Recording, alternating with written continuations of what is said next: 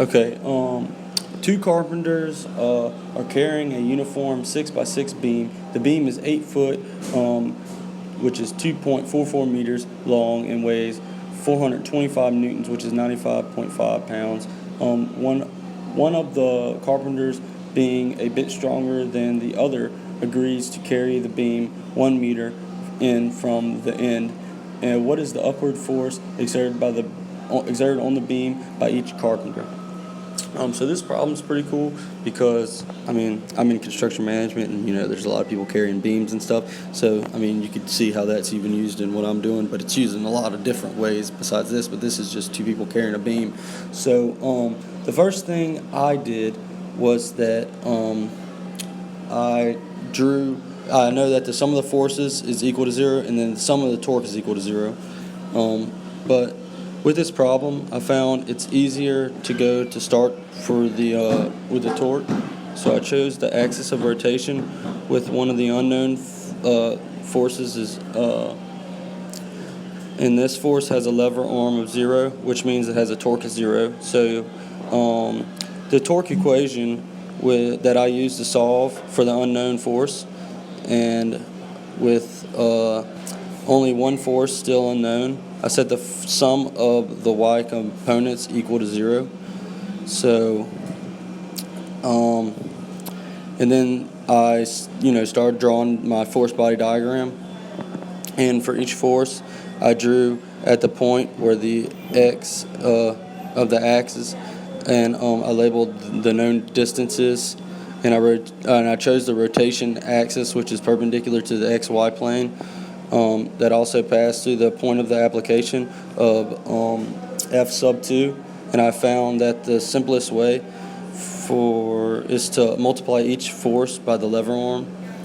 So the lever arm for f sub 1 is going to be right here, which is 2.44 meters minus 1 meter, which is equal to 1.44 meters.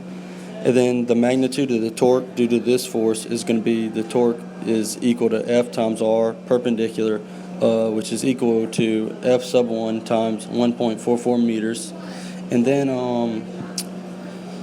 since the beam is uniform and its center of gravity is at its midpoint of the beam, you can imagine the entire gravitational force to act at this point. But the levels are for the gravitational force is going to be, our equation here is 1/2 times 2.44 meters is equal to 1.22 meters. And the torque due to gravity has a magnitude of, the torque is equal to F times R perpendicular, which is, I plugged in all my values, which is 425 newtons times 1.22 meters equals to 518.5 newtons times meters.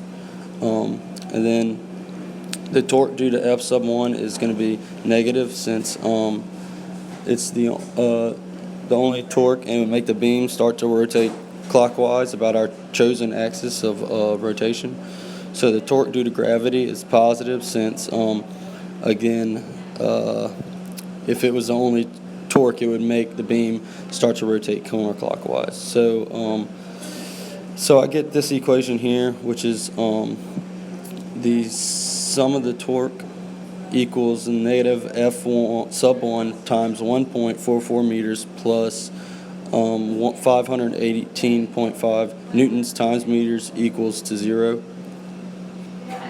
So then this allows me to solve for F1. So it's solving that. I used this equation. So F1 is equal to 518.5 newtons times meters divided by 1.44 meters.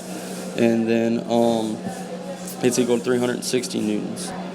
So since the other condition is that the net force must be 0, I get the equation here, which is sum of the force in the y direction is equal to F sub 1 plus F sub 2 minus mg is equal to 0.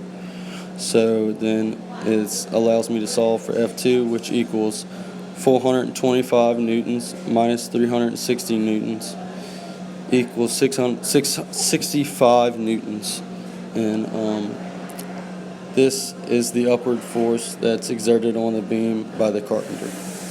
So that what by each carpenter. So this is pretty cool. So it shows you, how force is used in a working every day.